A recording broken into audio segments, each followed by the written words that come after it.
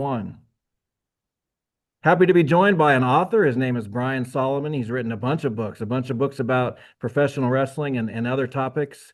His most recent book, Irresistible Force, The Life and Times of Gorilla Monsoon, is out everywhere now. Gorilla Monsoon, a famous WWE personality. Brian, how's it going?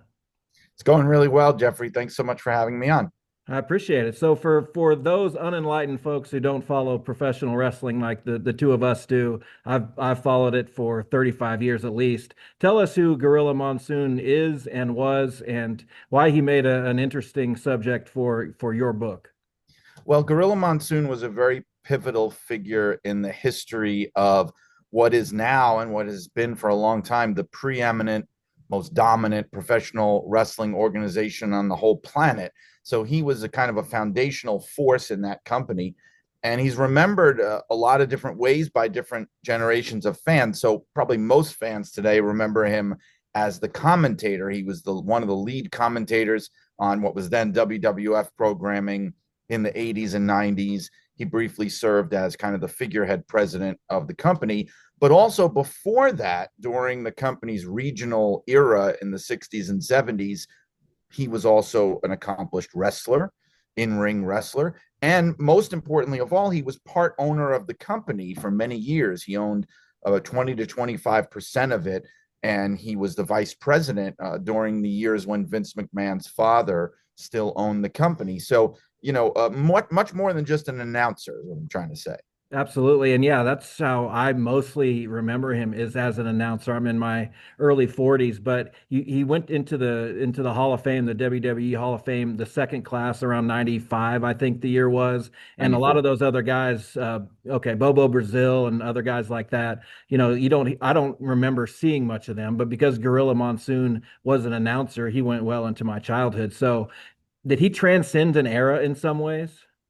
He did. He was a holdover from the earlier era. So for people that don't know, professional wrestling in North America used to be a very regional business. There was not a national presence the way that we have today with companies like WWE and AEW. It was very much the major league wrestling that you knew depended on what part of the country you lived in. So WWE, which was then the WWF and the WWF, they were based out of the northeastern United States. So up and down the eastern seaboard, basically from Maryland up to Maine and west into eastern Pennsylvania and parts of Ohio. And so during that time, Gorilla was a major figure, but mainly for the people in the Northeast. And then when the company expanded later on under Vince McMahon, the current Vince McMahon, in the 80s and 90s, he was on board for that. He was along for the ride. And even though he had to give up his shares in the company, he became at that point really a national wrestling personality. So he transcended these very different eras in the history of the business. He was a major force in the wrestling business from the 60s through the 90s. So you're talking about 40 years there. What would you say was his calling card as a professional wrestler? Obviously, his size, he's a massive man, but what would he have been known for if he had only been an in-ring performer? That's a good question because actually even had two phases of his in-ring wrestling career. So in the 1960s, when he first came on, especially when he started wrestling in 1960 professionally, but he first came to what was then the Worldwide Wrestling Federation in the summer of 63.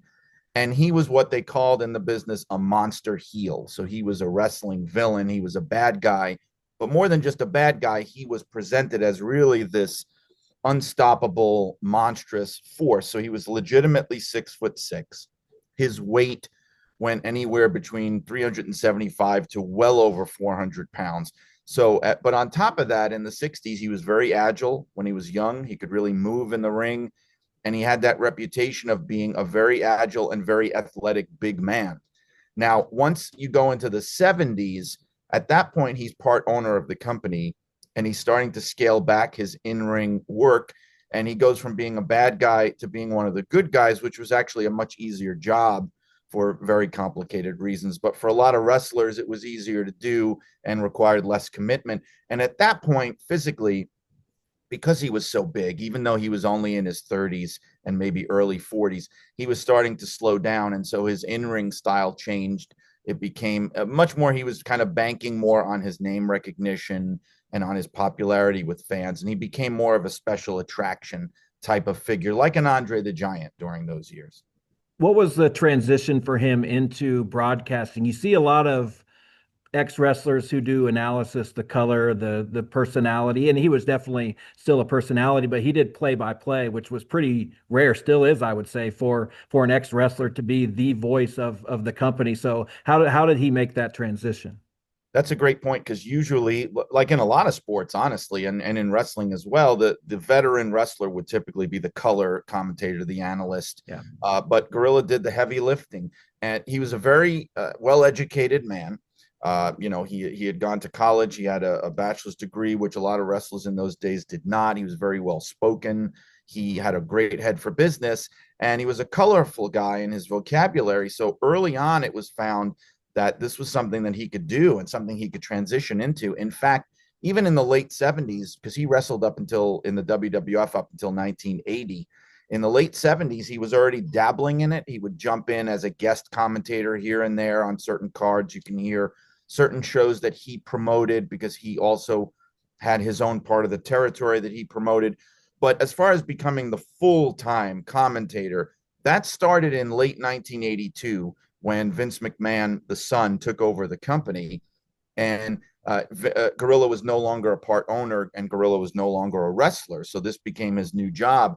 In late 82, he started doing monthly appearances as a commentator. He would announce the monthly Madison Square Garden show. He would announce the monthly Philadelphia Spectrum show. And that went on for a couple of years until about early 1985 when he starts to get more responsibility as a weekly commentator. You know, as a lot of people know, he was the play-by-play commentator on the very first WrestleMania.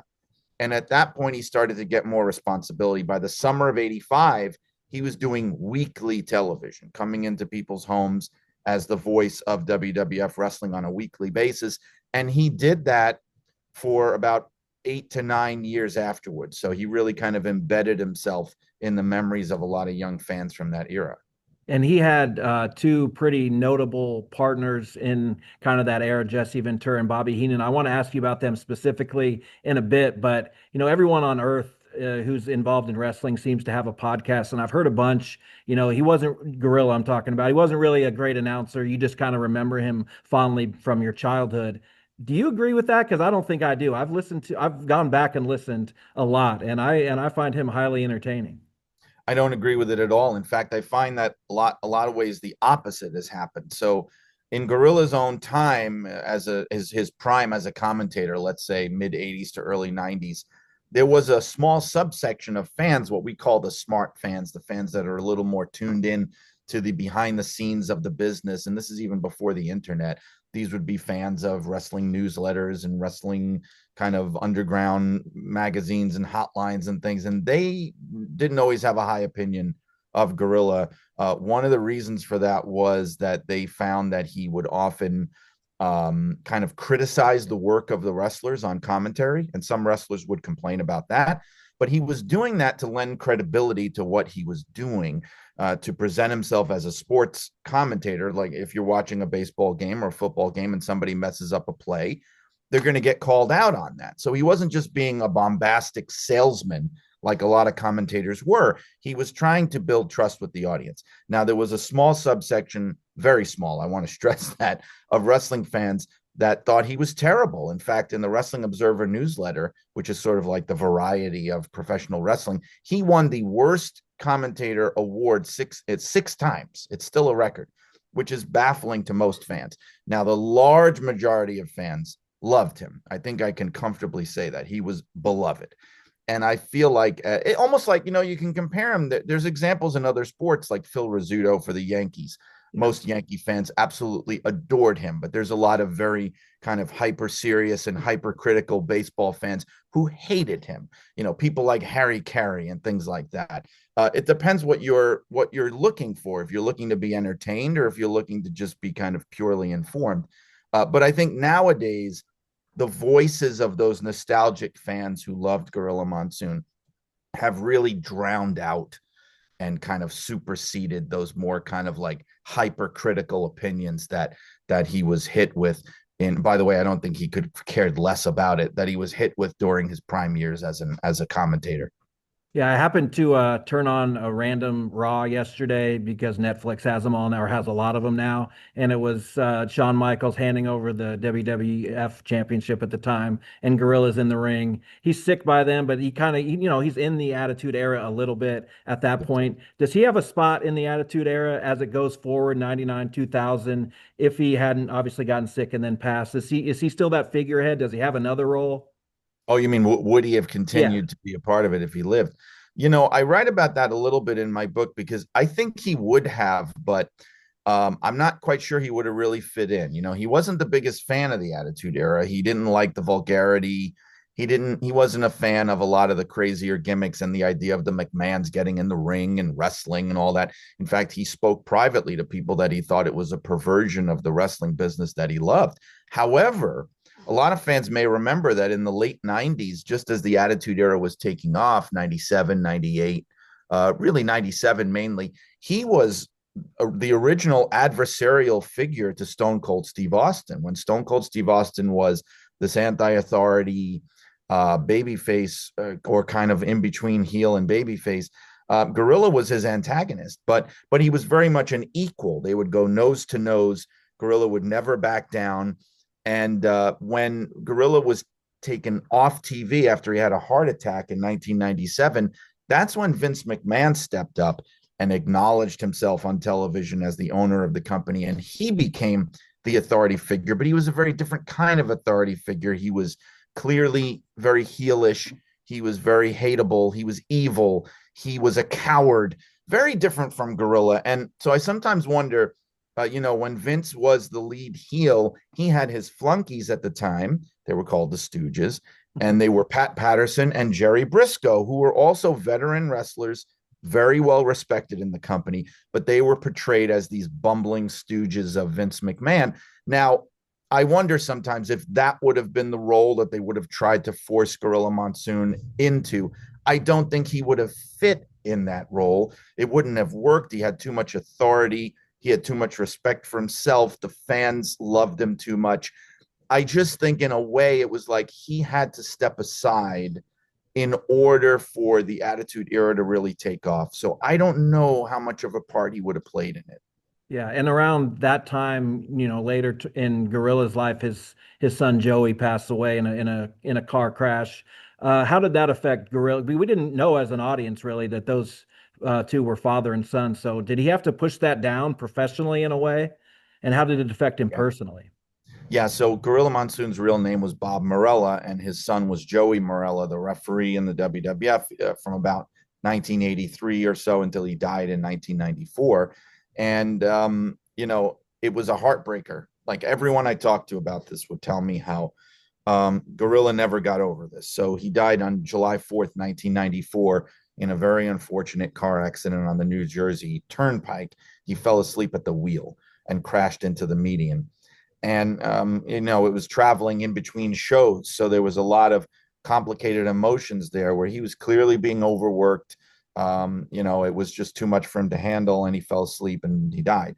And Gorilla took this very hard, and kind of his enthusiasm for the business left him. And at that point too, he's doing less and less commentating.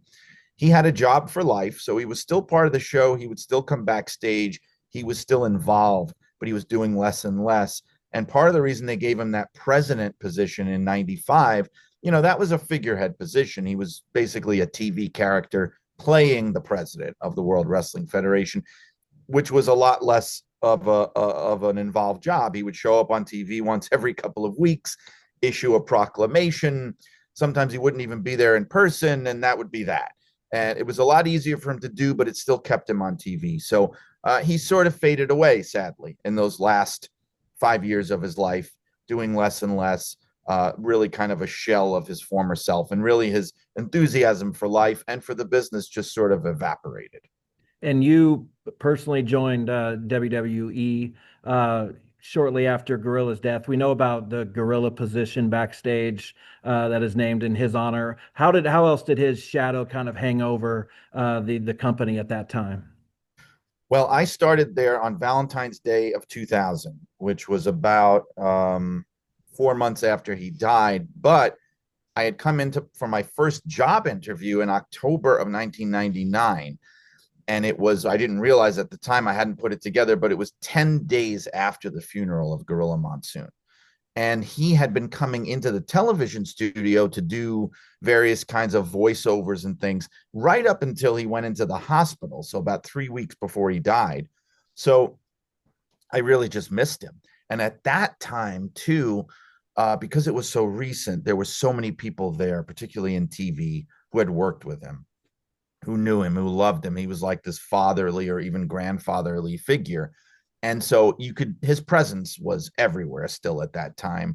And in fact, I told the story in the book, but I remember one of my earliest memories of working there is I got an interoffice envelope on my desk, and I looked up the grid of the envelope, to see all the desks that it had passed through and all the people who'd had the envelope before me. And at the very top of the grid on the envelope, it just said Gorilla, you know, and that was a very sobering moment of realizing, he was a real person. He was here.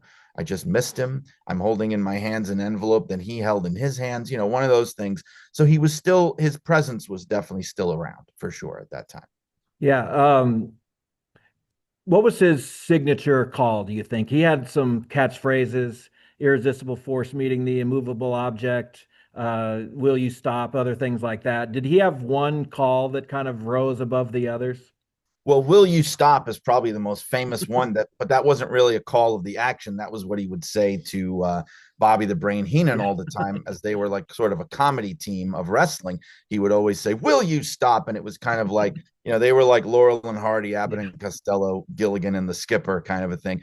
But as far as calling the action, I mean, he would say, "History has been made here." He would say that a Stand lot. packed to the rafters. Right. They are literally hanging from the rafters. Hulk Hogan was the greatest professional athlete in the world today. He had certain calls like that. The SRO lights have gone up early, those kind of things. He would say, "Stick a fork in him, ref. He's done." A lot of things that became cliches of wrestling for a lot of announcers that came after him, for sure. So you mentioned Heenan, I mentioned Heenan. We talked about Ventura. How would you compare his on-air, off-air kind of relationship styles, ways he went about his business with Jesse and with Bobby? So yeah, Jesse the Body Ventura, Bobby the Brain Heenan, those are his two most celebrated partners. They had very different on-air presentations and very different relationships away from the ring. So with Jesse, Jesse played the heel commentator for sure, and Gorilla was more of the baby face, but they both came across as very respected veterans of the ring who also, even though they disagreed, they had a respect for each other. They would give and take on commentary. They would even sometimes agree with each other, even though they had different philosophies about wrestling. And it worked really well. It gave a very sports like presentation to the wrestling. Away from the ring, it was a very professional relationship. I wouldn't say that they were close friends or anything. It was just very professional. Also, Gorilla was part of the office, and Jesse was very much a pro worker, kind of like he very often tried to unionize the wrestlers and things like that. So that might have caused some contention between them. I don't say that they were not friends. I think that they were, but they were more professional colleagues. With Bobby Heenan, it was very different. So ironically, they were much more antagonistic on the air. They would Yeah. fight, they would bicker, they would argue. Bobby would they never agreed on anything. Bobby would go for the heels nonstop. He would say the most ridiculous things to justify the heels' behavior, and Gorilla would always defend the baby faces and just denigrate Bobby. And it was very much a much more black and white. And I think maybe that's what the company wanted: good and bad, less nuance than with Jesse. But they were much funnier as well. They were comedy team. Away from the cameras, though, they were the best of friends. I would go so far as to say they loved each other like brothers, Yeah. and they were probably the best friends that either man ever had in their life. And they maintained a close relationship even after Bobby left the company in 1993. They continued to see each other all the way through to 1999 when Gorilla passed away. I got to give you two compliments about the book. One, I'm thrilled that you read it as the audiobook. I can't stand when the author doesn't read the book, and you can just tell how much fun you had not only writing it but reading it too. The voices you did were funny, and also extremely well reported. I know you talked to a whole bunch of people and went all the way back to like Gino's grandparents and how they got here. So, what was that experience like writing this book and learning more about him? Oh, it was fascinating because I approach this is the second biography I've done. I did one on the original Sheik, who was another famous wrestler of the 60s and 70s, and I kind of that set the template for this, where I kind of figured out the structure and how it should go creatively and the type of mindset I want to be in. But I learned so much about his career, and I wanted to go into detail, particularly on the years before the WWF's national expansion, because I feel like we see and hear so much about the 80s and 90s WWF. It's been covered so intricately in documentaries and books.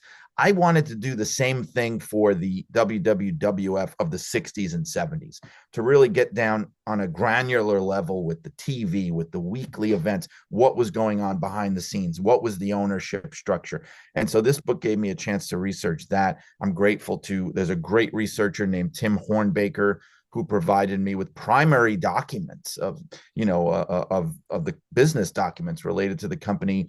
Great guy named Jim Rohrwein, who was a big wrestling fan, who helped me who put together a match record for Gorilla Monsoon, which was Amazing. invaluable.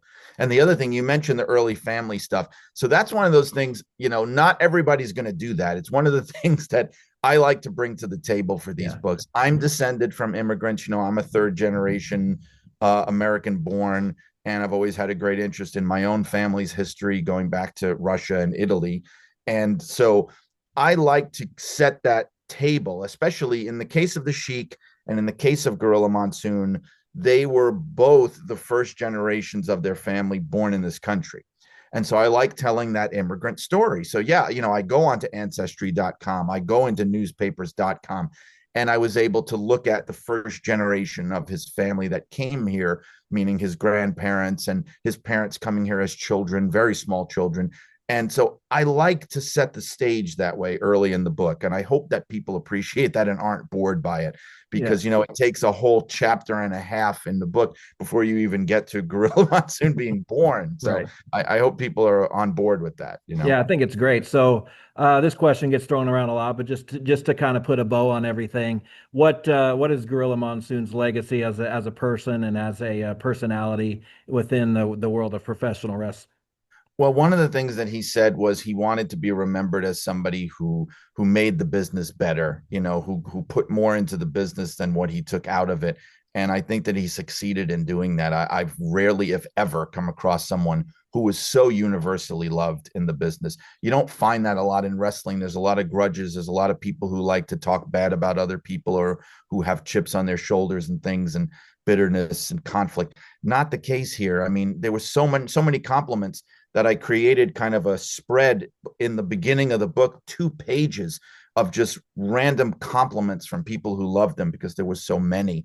So, he's an example. The legacy is he's an example of somebody who can achieve great success in wrestling, who could command great respect and love in wrestling, and still be a genuinely good and decent human being, that it's actually possible to achieve both of those things.